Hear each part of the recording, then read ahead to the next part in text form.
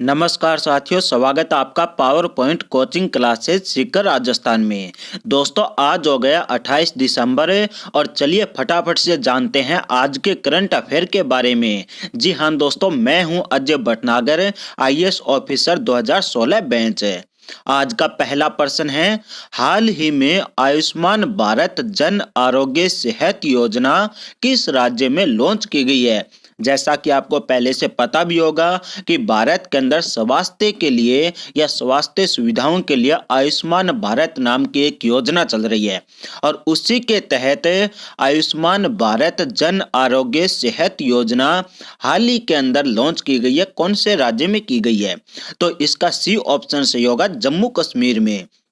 आपको बता दें कि 26 दिसंबर 2020 को प्रधानमंत्री श्री नरेंद्र मोदी ने जम्मू और कश्मीर में आयुष्मान भारत जन आरोग्य सेहत योजना लॉन्च की है। यानी हाल ही के अंदर 26 दिसंबर 2020 को जम्मू कश्मीर में ये योजना लॉन्च की गई है और यह योजना प्रति परिवार 5 लाख रुपए तक का मुफ्त स्वास्थ्य बीमा प्रदान करती है। यानी कोई भी बड़ी बीमारी हो जाती है तो उसको 5 लाख रुपए तक की सहायता राशि सरकार देती है इलाज करवाने के लिए। आयुष्मान भारत के तहत ये दूसरा घटक है जिसका नाम है प्रधानमंत्री जन आरोग्य योजना, जिसे लोग पीएमजे के नाम से जानते हैं। और यह योजना 23 सितंबर 2018 को भारत के माननीय प्रधानमंत्री श्री नरेंद्र मोदी के द्वारा रांची झारखंड में शुरू की गई थी। कौन सी योजना की बात कर रहा हूं मैं? आयुष्मान भारत के तहत दूसरा घटक इसका है जिसका नाम प्रधानमंत्री जन आरोग्य योजना है।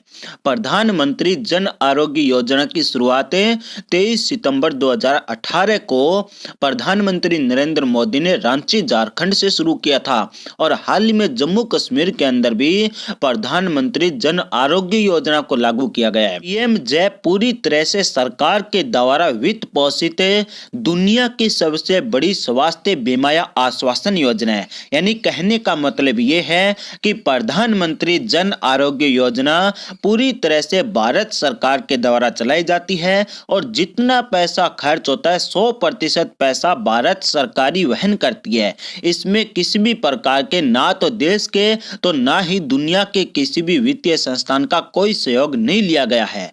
आज का अगला प्रश्न है, MRSAM यानी medium range surface to air missile जिसका सफल परीक्षण हाल ही के अंदर किया गया है, यह किस देश की सहायता से विकसित की गई है? यानी कहने का मतलब यह है कि भारत के अंदर हाल ही में MRSAM यानी medium range surface to air missile का परीक्षण किया गया है। वो भारत ने कौन से देश की सहायता से परीक्षण किया है? तो इसका डी ऑप्शन सही होगा, इजराइल की सहायता से भारत ने यह किया है। आपको बता दें कि हाल ही में भारत ने मध्यम दूरी की सतह से हवा में मार करने वाली मिसाइलें यानी MRSAM के पहले संस्करण परीक्षण सफलतापूर्वक ओडिशा में किया है। और इस मिसाइल को DRDO यानी DRDO एक संगठन का नाम है जो भारतीय सेना के लिए काम करता है। इसका पूरा नाम है रक्षा अनुसंधान और विकास संगठन, यानी रक्षा अनुसंधान और विकास संगठन है और इजराइल के एरोस्पेस इंडस्ट्रीज के द्वारा संयुक्त रूप से MRSAM को विकसित किया गया है। अब थोड़ी बात कर लेते हैं DRDO के बारे में। तो DRDO का पूरा नाम इंग्लिश में है defence research and development organisation.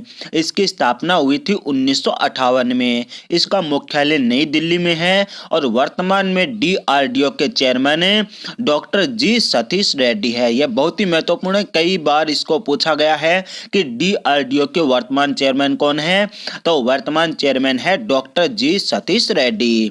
आज का अगला प्रश्न है, राष्ट्रीय फिल्म विकास निगम यानी नेशनल फिल्म डेवलपमेंट कॉरपोरेशन जो हाल ही में खबरों में था, यह किस शहर में स्थित है? यानी कहने का मतलब यह है कि नेशनल फिल्म डेवलपमेंट कॉरपोरेशन का मुख्यालय कहां पर स्थित है? तो इसका सी ऑप्शन से होगा, मुंबई में स्थित है, क्योंकि देश का जो अधिकांश फिल्मों का काम होता है वो बॉलीवुड मुंबई में होता है और वहीं पर सेंसर बोर्ड है, वहीं पर नेशनल फिल्म डेवलपमेंट कॉरपोरेशन है। अब इसके बारे में थोड़ी विस्तार से जानकारी बताते हैं कि राष्ट्रीय फिल्म विकास निगम मुंबई में स्थित है और यह एक केंद्रीय सार्वजनिक क्षेत्र का उपक्रम है, यानी भारत सरकार का उपक्रम है और सार्वजनिक क्षेत्र का उपक्रम है। यह 1975 में अस्तित्व में आया था, परंतु हाल ही केंद्रीय चर्चा में क्यों आया?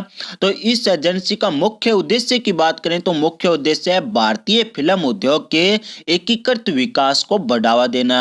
यानी कुल मिलाकर कहें कि भारतीय जो फिल्म उद्योग है, चाहे वो बॉलीवुड हो, चाहे वो साउथ इंडियन हो, चाहे भोजपुरी हो या देश के किसी भी हिस्से के अंदर जहां फिल्म का निर्माण होता है, उन सभी को एकीकृत विकास को बढ़ावा देना। अब बात करते हैं कि ये चर्चा के अंदर क्यों आया।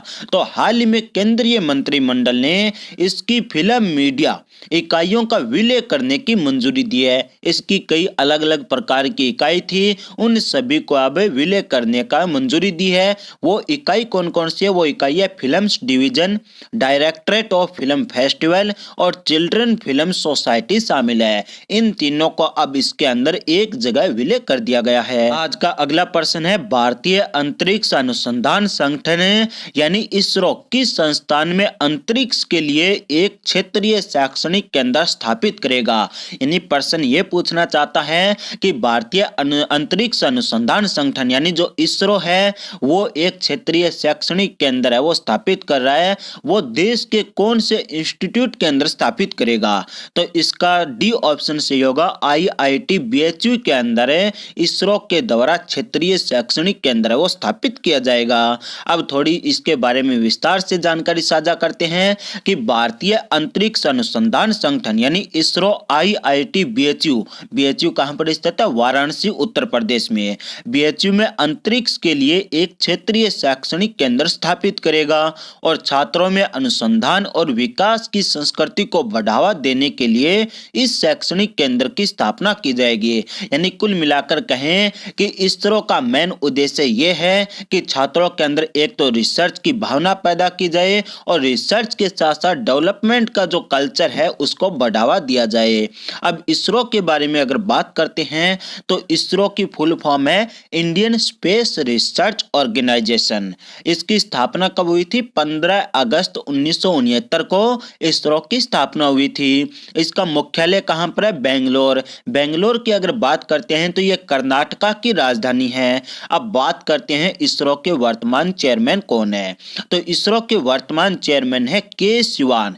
के सिवान वही है जो चंद्रयान के समय प्रधानमंत्री नरेंद्र मोदी जी के गले मिलकर रोए थे, जिनका मिशन है वो थोड़ा फेल हो गया था जिसकी वजह से। अब बात करते हैं कि इसरो के फाउंडर कौन है?